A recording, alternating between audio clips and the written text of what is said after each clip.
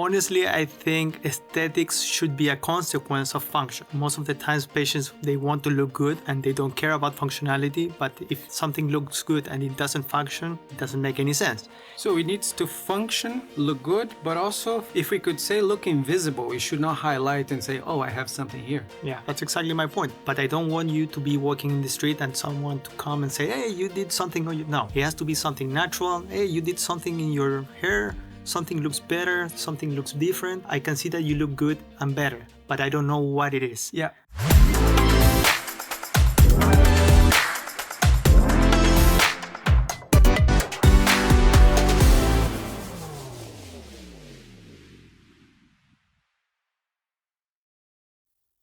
Alejandro Lanis.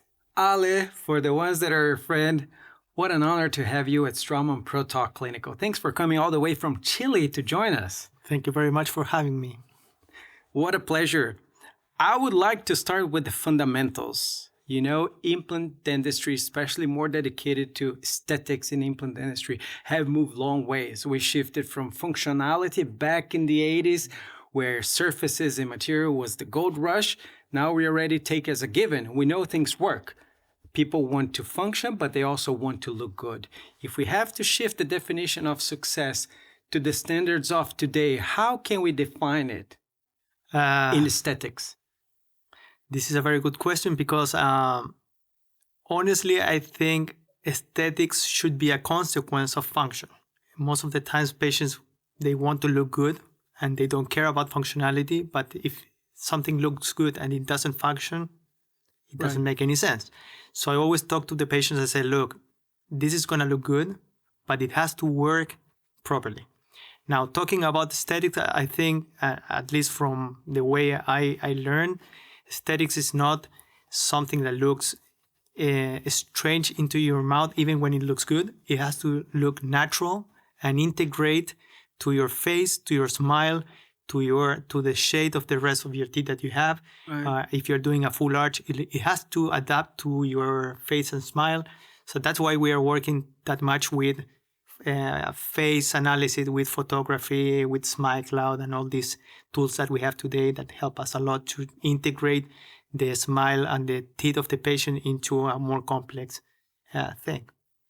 So it needs to function, look good, but also, if we could say look invisible, we should not highlight and say, oh, I have something here. Yeah, that's exactly my point. So when my patients come to my office and they say, look, I want to improve my smile or my teeth or the shade, I say, look, my idea here is that, of course, we're going to improve or increase your satisfaction in terms of your smile. But I don't want you to be walking in the street and someone to come and say, hey, you did something. No. It has to be something natural. Hey, you did something in your hair. Something looks better. Something looks different. I can see that you look good and better, but I don't know what it is. Yeah. And I think that's the main goal of aesthetic dentistry. Lanis, and I know you've been investing a lot of time improving your full arch treatments more towards the FP1, which it's a completely different ball game. When we're talking about full arch, for example, in FP3, and I don't mean in any way that FP3s are easy, because they're not. No. However, when it comes to reaching good aesthetic outcome, FP1 represents, honestly, the highest level of complexity, because, as you mentioned, aesthetic, it needs to disappear in the mouth, it needs to be harmonious, aesthetically pleasing and functioning. Now, when we talk about a full arch, you extrapolate this to many teeth at once. You have to worry about many factors: speak curve, smile line, papilla design, and on and on and on. And how can we define the fundamentals of a successful aesthetic outcome in FP1 as well? So, well, as you said, I think the FP1, that is a term that was described by Carl Misch several years ago. It's probably the most complex treatment when you are talking about full arches, okay? And for that, I think the planning phase and the diagnostic phase is essential. And then the planning has to be very, very accurate, because moving the implant in 1 millimeter distal or mesial can compromise your papilla or not, can compromise the aesthetic result, can compromise what the patient is going to show when smiling, smile line, lip movement, facial analysis, mimics, everything is important. And that's why the whole case analysis in here, it's a cornerstone of the whole treatment. Without a good planning, it's impossible to get to the result that you're expecting. That's why digital planning for me, it's a mandatory thing in this type of cases. I couldn't go freehand in any case. You could or could not? Could not. Yeah. No, I think it's a risk that I don't need to take. And we have the tools available to do everything in a very precise way, just by transferring everything that you have in the computer to the patient's mouth in advance. So that's why we simulate all the surgical procedures before in a safe and virtual environment. Right. But you're right. It's a complex situation, but I like it. I like it because you need. I'm not talking about skills or dental skills. It's a combination between knowledge and also skills and taste and good eye. There are so many details that you need to take in consideration. And of course, I have learned all of these things by other people like Eric Van Doren, like Florin Kofar, Wailat, David Norre, all these friends that they are masters in this field. And I have learned sometimes maybe just by moving the implant a little bit upper and hide a little bit certain areas is going to change the whole picture. So I think this type of treatments are made by details, and that's why it's so important all these clinical analysis before touching the patient. I like how you describe it. And when we talk about, you've been recently involved in the academic setting, first in Chile, then in the US, in Harvard, and you've dealt with a whole lot of colleagues in many different skill sets. Yeah. And we talk about consistency and reproducibility in such a demanding type of indication. What do you think is still lacking that we can do it more consistent? Is it in the planning? Is it in a better understanding of the prosthetic resolution, so you know where you want to get, so you back plan all of this till you get there, like a GPS, for example? What are the roadblocks that you see? I think in here, as I said before, diagnosis is a word that we don't use much today. We skip directly to planning, and we need to understand a little bit why the patient got to the situation where he or she is right now. And then the planning phase, considering the phase of the patient as an important role of our treatments, something that wasn't happening maybe 20 years ago. We were focused on functionality and not on this integration of this prosthetic structure into the patient's mouth. Face. And the other thing I believe is important is it's very difficult for me to separate the surgical aspect of implant dentistry from the restorative aspect of implant dentistry, because both things are linked together. One affects the other. So if you are a surgeon, for example, and you are going to do the surgical part of the treatment, and you don't know anything about the future restoration of the patient, then there's a lack of information that is going to affect the overall result. If you're working only in the restorative part and the implants are placed anywhere, then of course you are going to have problems restoring those cases. But if you work as a part of a team where you have good communication and you let the surgeon know exactly where you want your implants because of a restorative purpose, of course the things are going to work better. The opposite, if you are the restorative dentist, then, or the surgeon, you want to know what the other one is expecting. Right. So in my case, I do both things, and that's why I think it's easier for me to deliver this type of cases. But if not, digital technologies are the best tool available to communicate in real time, even with someone that is in a different country or a different continent, but you are both talking the same language, and preparing the case together, something that is very important to have in this particular treatment. Yeah. So if I hear you well, two streams need to be in place in order to reach consistently good results. Mm-hmm. If you are a single practitioner and you predominantly focus on surgery, you need to improve the restorative execution and planning, right? So they're complementary, or work in a multidisciplinary environment where you can work in real time together. And that's how probably will be the best way to move forward. Exactly.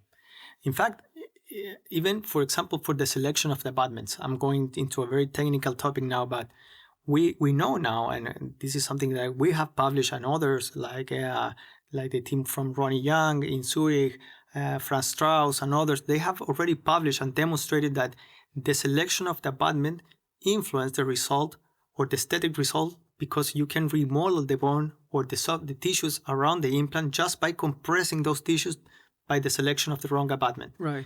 And we were used to select the abutments after the implants were already placed. Today, we select abutments during our surgical planning.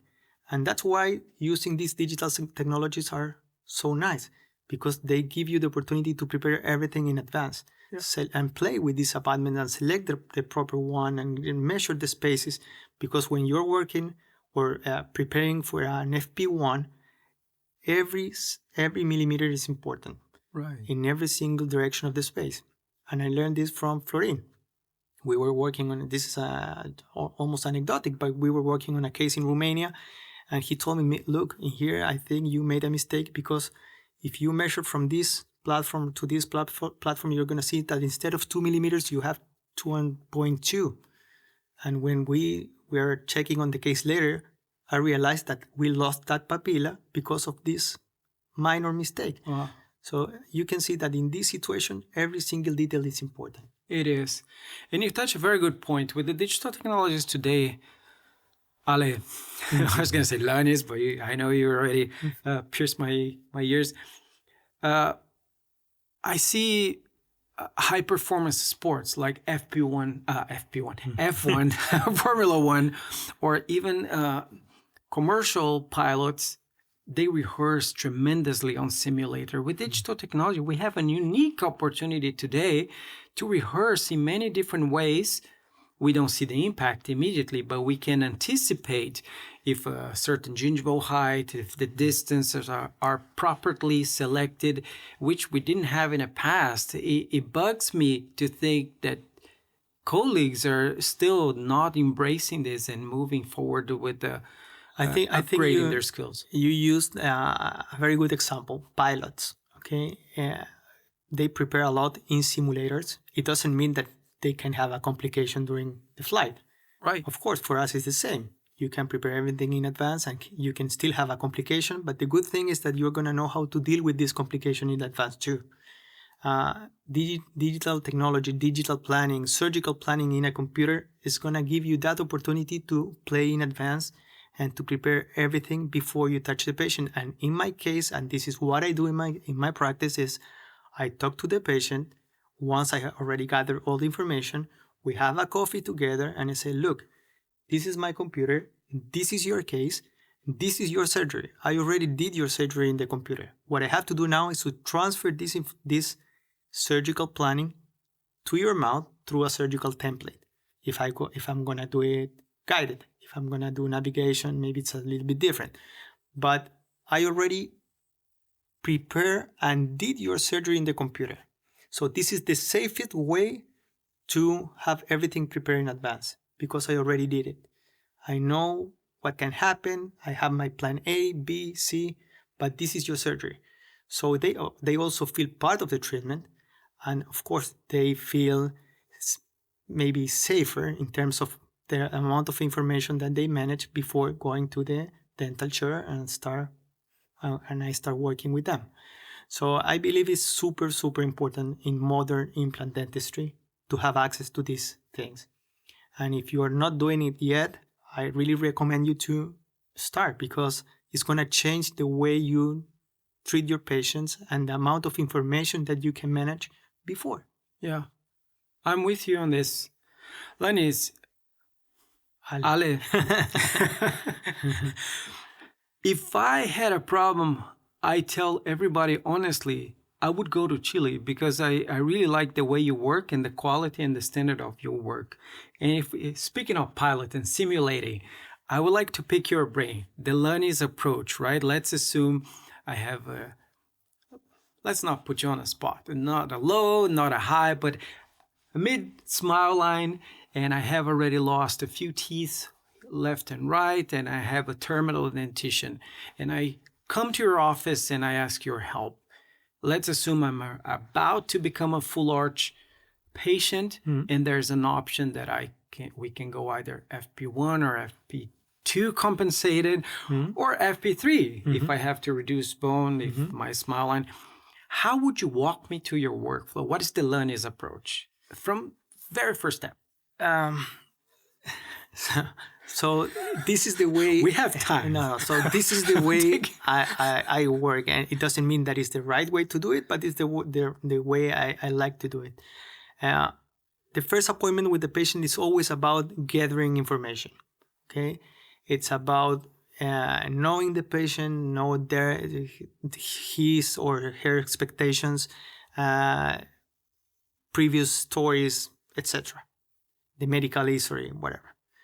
And then I do an examination, intraoral scanners. I try to get all the information that is going to be useful for my analysis. I have a small setting for photography, so I take portrait photos. Sometimes I take videos just to analyze a little bit how the lips move when patient is talking. Because if you talk to a patient with a problem in his or her mouth, and you ask for a smile, probably they're not going to smile well because they feel ashamed sometimes.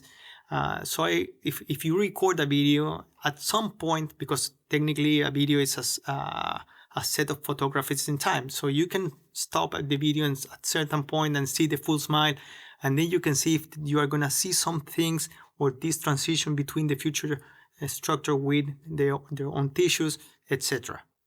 Once I have everything together, I get together with the patient again in a different appointment.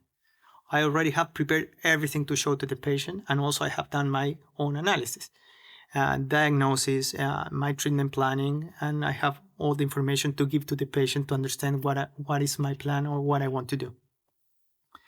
And then, depending on their situation, we can choose between different options. I always try, if possible, to keep with the FP1.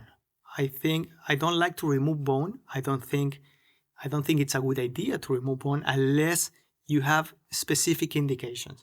One, you have a knife edge ridge where you cannot place the implants at the proper depth, or you can level all the implants at the same depth too. So in those situations, maybe it's a right indication. Transition. Then transition line. High smile line where you're going to see the transition between the structure and the prosthetic structure and the patient's tissues.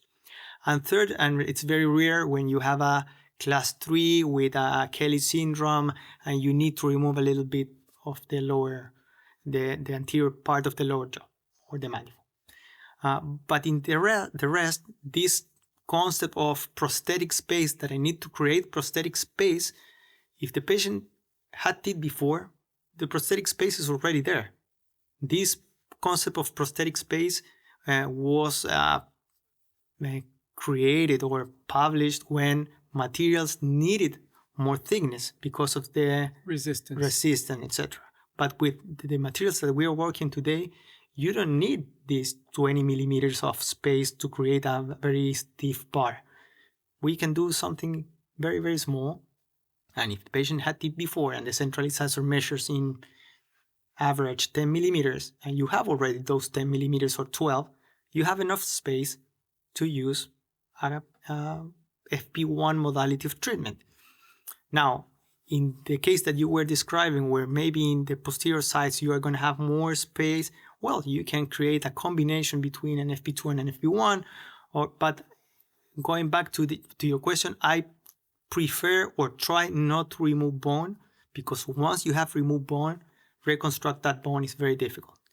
And there is a trend to just chop the bone down, remove 2 centimeters of bone, and then place implants to give an FP3 to the patient that maybe needed just a periodontal treatment and maybe a couple of implants.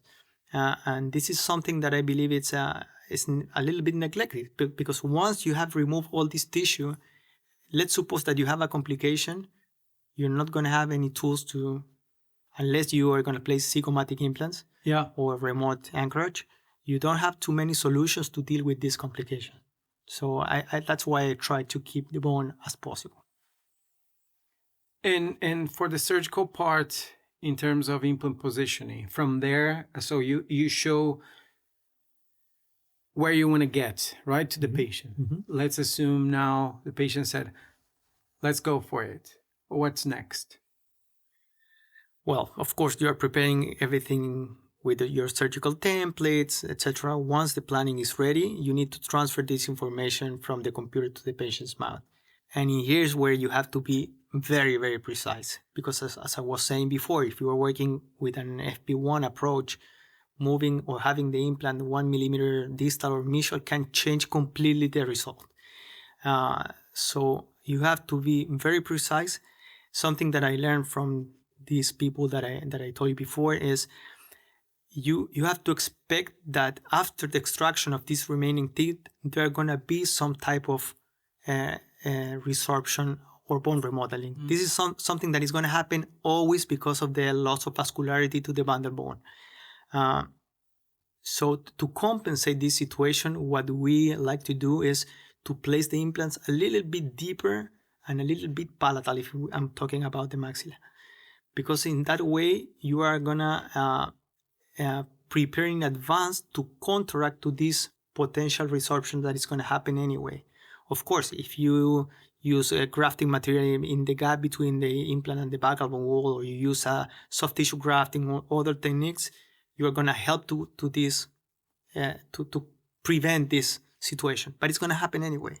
So implant positioning for these situations, it's a little bit different than where you place your implant for an FP3, for example, where you are going to cover everything with the same structure, prosthetic structure. It doesn't matter if the implant is in the midline or not.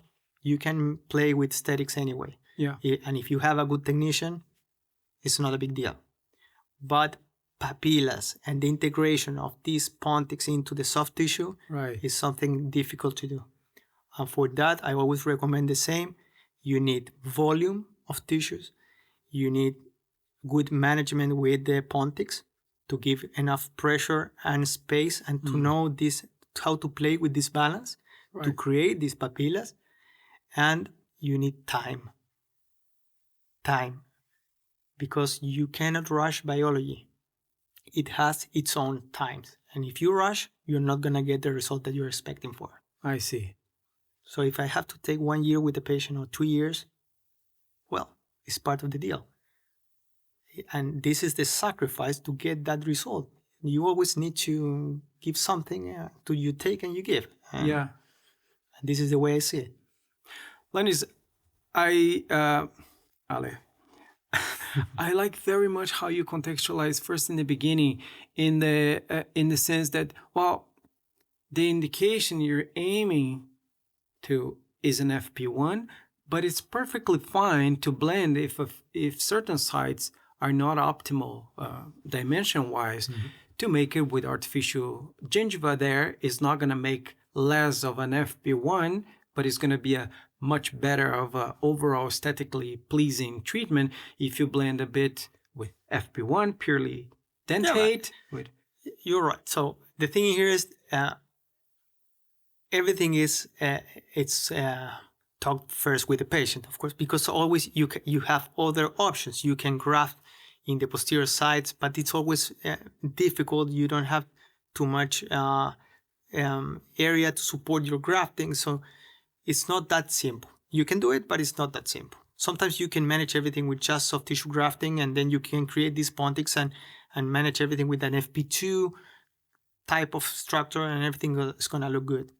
Now, Yeah, if I'm gonna do a combination between an FP1 and an FP2 or 3 in the posterior area, and everything's gonna look good, and the patient's gonna be happy, and it functions, and it's cleanable, I don't see any problem with it. Unless you want to show this in a huge stage where you want to talk about FP1 and how good you are as a clinician. But from a patient perspective, for him, an FP1 and FP3 are just acronyms.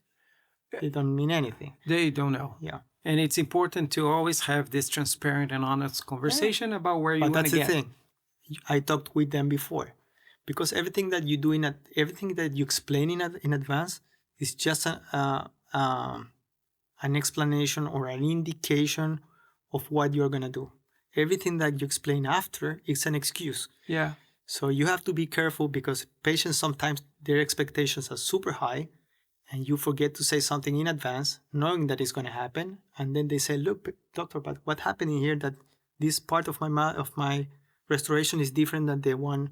And then you have to explain, and then it sounds like an excuse. Right. So if you are transparent but this is simple because you are watching everything in screen in advance. Yeah. So it's very difficult not to see these type of things. It's not because I'm an astronaut. It's because it's super simple. It's in the computer. It's in the screen of the computer. Ali, you mentioned such a precision level.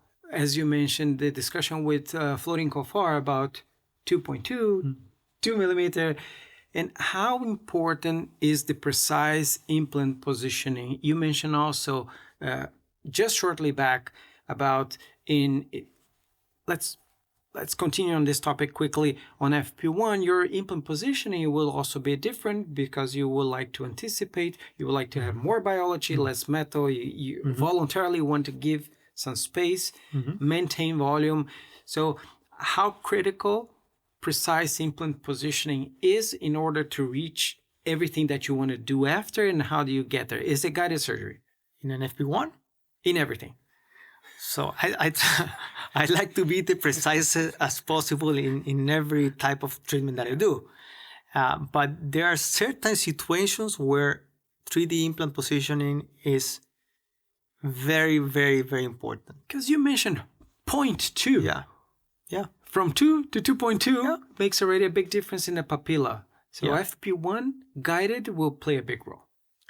I think it's based on the tools that we have today, not doing it guided, it's a mistake. I don't see any reason not to. You're just gonna. I'm not saying that you cannot. Of course you can, and I know people that they're super skilled and they're gonna be able to do it without any problem. But for normal humans like me, like myself, why I'm gonna take this risk if I have the tools just to transfer everything in the more or less exactly same position? It's not 100% precise. We know this because of research, but it's very, very, very close to that precision, to the 100%. And I don't see any reason not to take this opportunity. Ale, I like how you phrase it because look, I'm a big fan of your work, and yet you have no shame of saying that regardless of how good you are, you trust guided surgery. It doesn't make you less of a surgeon because of that. Because we sometimes hear this ego conversation of, I brag myself of being a good surgeon. Well, let me tell you, this is also almost anecdotic. I was in a meeting several years ago, and there was a very famous doctor talking about implant placement, and he said something that I never forgot. He said something like, "Today, all my implants are flapless." So when you say, or he said something like, "I always go flapless now." When you say, or when you use the always or the never, there's always something strange. Always something strange. Because today we know that flapless implant surgery has its own indications, right? And they're I would say limited. So today I raise more flaps than maybe 10 years ago, because I know the importance of the soft tissue tissue. around the implants. With guided surgery, it's the same. I'm not saying that you cannot do it. Of course, you can do freehand surgery, but evidence shows that when you are doing your procedures fully guided, you are more precise than even when you're doing your osteotomies guided and freehand implant placement. So even in that situation, you are more precise when you're doing a fully guided approach. So why to take this risk? Yeah. And of course, between surgeons, they say, look, if I place all my implants freehand because I'm a great surgeon, this is like going to, if you go to have surgery on your knee, what do you prefer? Someone who says, look, I'm the greatest surgeon in the world because I'm going to open a huge flap and I'm going to do everything by hand? Or someone that says, look, I'm going to take or get advantage of all the technology available and I'm going to use a robotic arm that is going to be very, very non-invasive. What is your choice? The second one. For us, it's No the brainer. same. For us, it's exactly the same, at least the way I see it. Maybe I'm wrong, but this is the way I see it, and for me, it works. Speaking of the advancements, we have this block that is called, and I know you're very scientifically oriented, it's not what we think. Partially is, but it's of what we know, right? It's not what we think, it's what we know. Evidence-based and literature, what's on the table at the moment. And if there's one piece of evidence that you say, well, this opened my eyes to the way I work today, or this changed the way I do things in the context of aesthetic outcome in full arch treatments, what would be this one that impacted Lanis that you say, I think the dental community should know? Well, first, Ale, what happened to me is that the more I do, the less I think I know. And this is something that comes with experience. I'm not that old, but I have been working for a while now in this field. And that's why all these details get more important, because you can see that there are certain things that for some reason they're not working the way you want and you cannot find the solution. Then you talk to a friend or a colleague with more experience and then you understand a little bit more. Yeah. And talking about a specific article or philosophy or something that changed a little bit the way I'm working, I would say that when I got involved with the ITI, you know that I'm very involved with ITI. It's like I'm a family for me. Their philosophy and the way they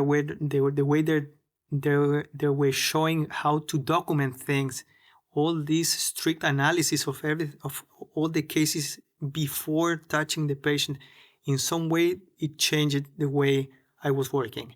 And then I came up with one of the treatment guides. I don't remember the number right now. I think it's number 4, about full arches and full mouth reconstruction. And then I realized how important are all these details before going to the surgery. The spaces between implants, the space or the type of abutment that you are going to use in this specific situation, intermaxillary relationship, the skeletal class, all these things that sometimes we don't take care of are super important to have a predictable result. So yeah, if I have to define a specific, I wouldn't say a moment, but a specific thing that changed the way I'm working, would probably my relationship with the ITI. The relationship plus also the treatment guides. Yeah, the treatment guide and all their publications, yeah. And it's funny that you mentioned the treatment guide number 4. We have to check if it's number 4. Maybe it's not 4, but I think it's number 4. But it's still, it goes many years back and still very relevant. I remember this treatment guide very well, talking about implant distribution, segmentation, and all these selections that is still like textbook. Follow, you have nothing to regret. Exactly. And the good thing about this specific book is that it's still ongoing. Actually, we're writing the treatment guide 16 that is called the virtual patient, and hopefully it's gonna get released by the end of the year. And I know that the 17 is coming, 18. So It's not only about what was happening at that time, it's how to, because the last year, the 15 was published and it was also about full arches. Correct. That's what I was going to... But using the new technology that wasn't available at that time. So they are refreshing and updating all these topics that are still, the concept is still the same, but the way to get to that result is different. Yeah. And this is the nice thing about it. It's evolving with the field. Yeah. And I think this is unbelievable. Yeah. Evolving without losing the basic fundamentals that we Exactly. should respect. Yeah, because dentistry is still dentistry. The way we are dealing with it is different. My dad was a dentist, but the way I'm doing things today is completely different to what he was doing 20 years ago. It's a different field in terms of the execution of things, but the concept, biology, physiology, and anatomy are exactly the same. Yeah. Lanis, I would like to shift. You can call me whatever you want. I'll get there by the last question. Ale, shift gears a little bit.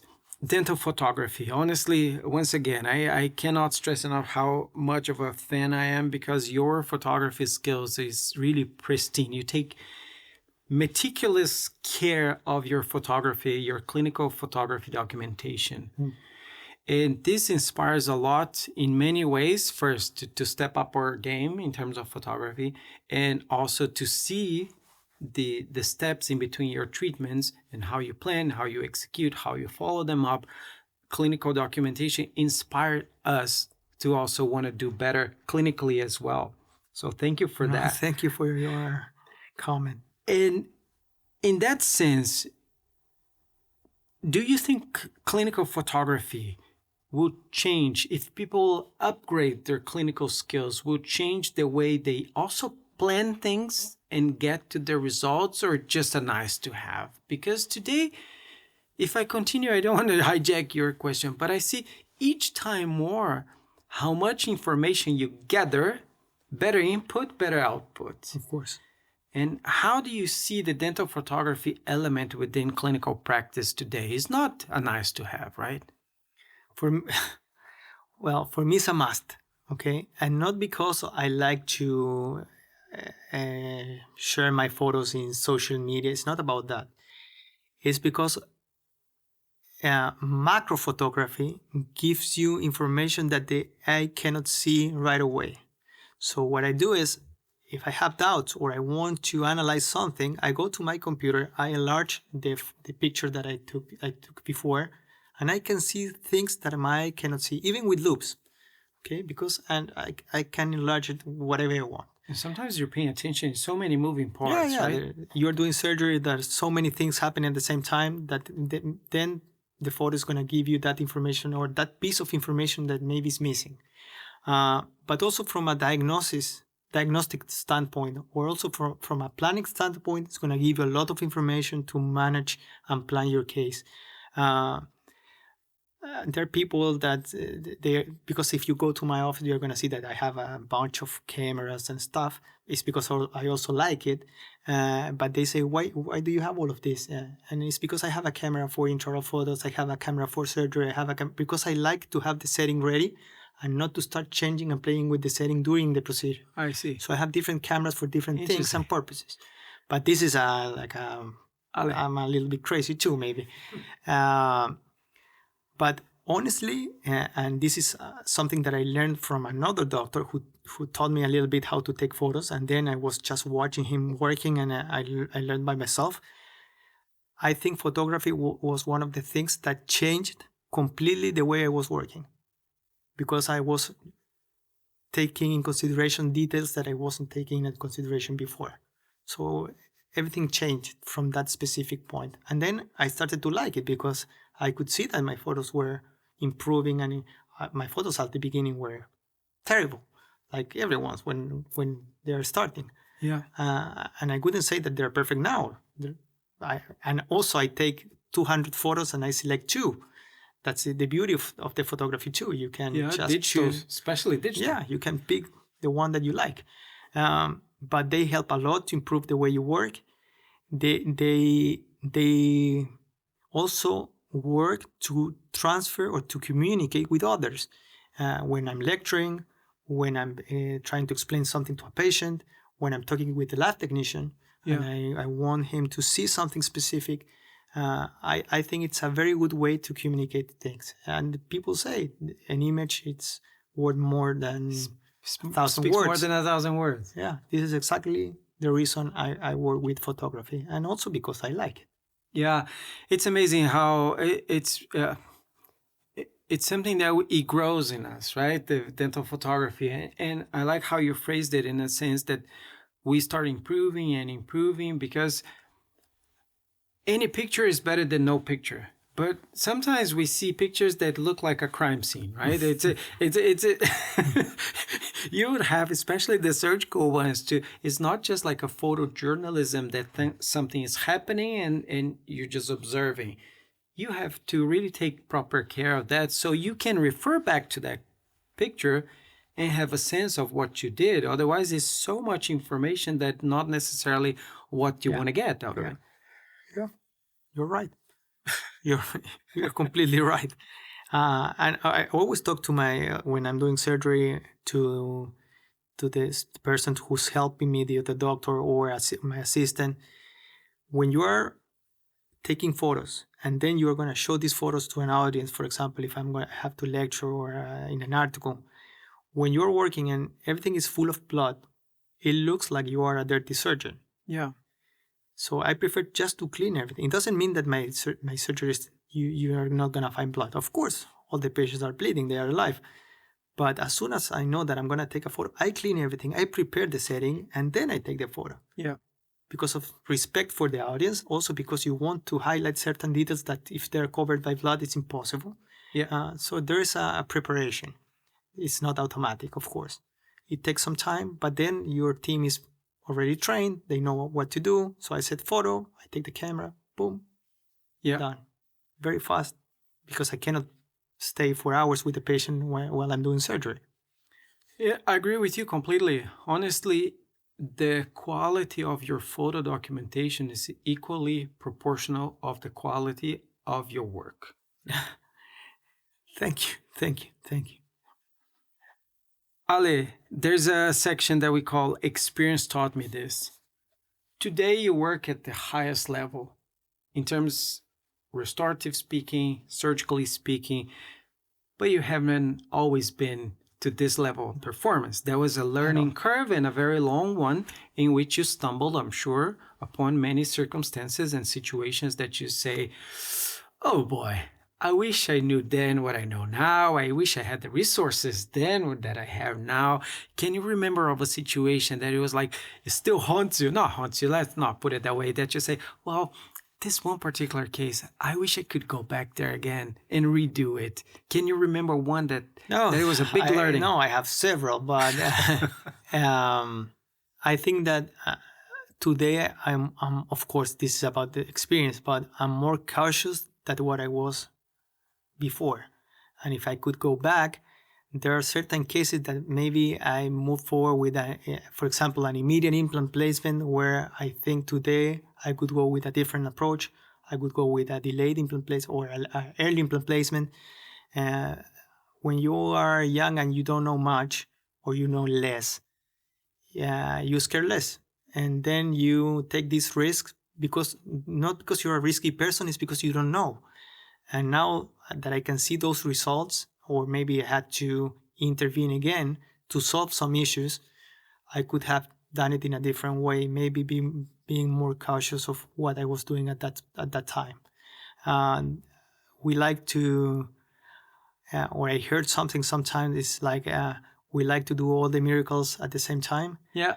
Today I know that that's a very difficult thing to do. I prefer, if possible, of course, you can do it. But if I'm going to take some risk just by doing everything at the same time, I prefer to go step by step, because you are always going to have another opportunity to improve the case. But if you do everything at once, then you don't have too many chances to improve it anymore. So I prefer to go in a more cautious way. And the other thing, and this is something that I was sharing with my residents when I was working in Boston, always give time for the tissue to heal. If you rush, then you're not going to get what you're expecting. Right. And at that time, I remember some of my residents, I don't know if we have time, but at that time, we're good. some of my residents were asking me, hey, doctor, can I take the definitive impression? Because I think we're ready to move forward with the definitive, because of course they needed to graduate. Yeah. And I was keep saying, let's wait. Let's give this patient 1 more month or maybe 2 weeks. Let's see what happens with these papillas. Maybe they're going to go down a little bit more. Let's give more space. And they were frustrated because they didn't know if they were going to be able to graduate. And I said, look, guys, I'm the one who's going to sign for your graduation. Don't worry about that. But let's try to deliver the best treatment as possible. And for that, we need time. Yeah. And then at the end, they realized that I was right. And they graduated anyway. But if you rush, biology is going to react. And that's why we need to give the proper time for the tissues to heal, to relocate, to mature, until we get what we're expecting for. Right. I like how you phrased this, Ale, because look, there are so many, the benefits of immediate solutions are vast, right? There we can preserve certain structures, we can influence the healing pattern of a certain papillas, contours. However, we should never forget that if an implant also integrates, doesn't mean we have soft tissue maturation, and that can backfire towards the final restoration. Exactly. So look, the way I say this, if you're gonna go with an immediate implant placement, something that it's very trendy again, and I think this is something that is very beneficial for the patient in certain situations. But the main purpose of doing an immediate implant placement is to preserve the pre-existing emergence profile of the tooth that was in there before the extraction. So if you're going to do an extraction and you're going to place an implant and you don't have any purpose of loading that implant, or at least placing a customized healing abutment, what is the reason or the purpose to do it? You are just taking a risk. If that's the situation, you don't have any plan to load that implant right away, then maybe the best option is to wait until the soft tissue is healed, and you go with an early implant placement that has been described for more than 30 years, where Danny Busser has all these papers and publications about that specific protocol that is probably the most well-described protocol in implant dentistry, and you know that you're going to go safe. But from the other side, if your plan is to preserve that structure and to preserve that profile, then if the indication is the right one in terms of the anatomy of the site, of course, it's a beneficial situation for the patient. Yeah. But then you need to put in the balance what do you want to achieve and how's the condition of the patient, if it's an appropriate case for this specific indication. Right. I agree completely. As long as the indication is on the table, that's a viable and the right solution to go. But we should not cut corners just for the sake of speed. This is the same thing that I was saying before.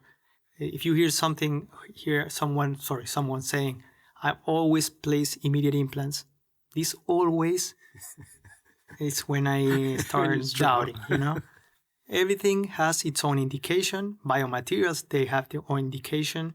Type of implants, they have their own indication. Right. That's why we call it personalized dentistry or personalized medicine. Today we have the tools to prepare or to tailor every single treatment for every specific patient. We have that tools and we have the information. We just need to manage it and diagnose, plan, and execute. Ali, we are ready, as we said, about the pilot, cabin crew, prepare for landing. We're starting to descend.